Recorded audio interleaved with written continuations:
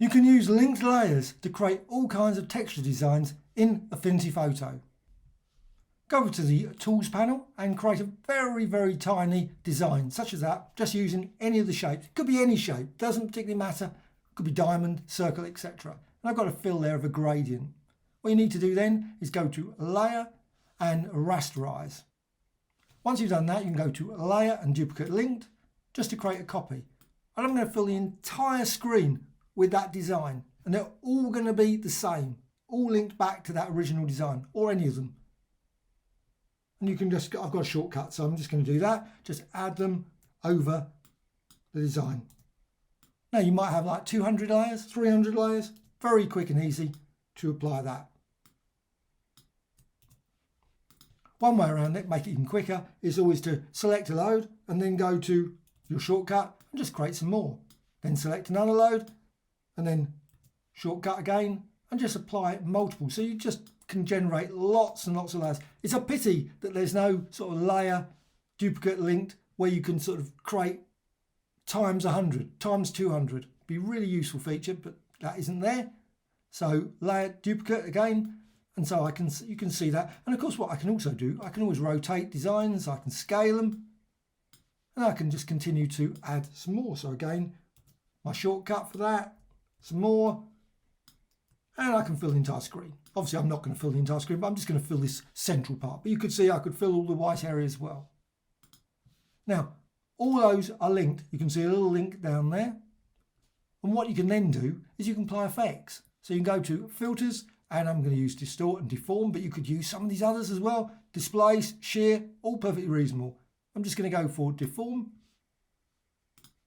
and distort that design. And just simply by dragging there, they will all move. Now obviously it depends on the machine, how sluggish they will be or how sort of design you get. I like just to try it. And you can create all kinds of different warped designs by using that. And you can always repeat the design as well. Perfectly reasonable simply to do it again and again, the deform. So you've got your design there and you just warped a load of shapes. They're all modified, though some have not been updated particularly, but they are all linked and should update.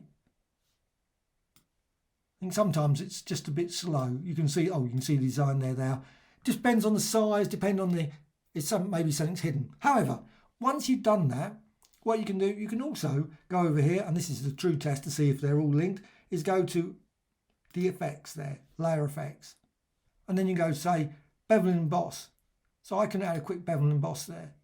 Straight away, yep, you can see the designs all end up with that bevel and emboss, which is quite nice. So you can see a great design there. However, it doesn't look particularly like a texture design, which is what I want. But you can get that very quickly via normal, because you can also, with these are linked as well. So any changes to any, and you can just go back there. And now you can see you've got this lovely white design and you've got a texture. Again, you can go back to the effects and you can say, well, bevel and emboss, I can push that up to its limits. And actually you can push it further than that as well. So you can see what happens. You end up with this thing. And of course you can run through this. You can go for outer, or you can go for pillow, or whatever. Just try them. And you can see you can create all kinds. And also you can change the direction as well. So literally thousands of possible designs. You can create texture designs. Very quick and easy creating that. Now it's a push on your machine, I must admit. I can hear my machine starting to obviously stretch itself. There's a lot of process involved, but you can create some really good textures.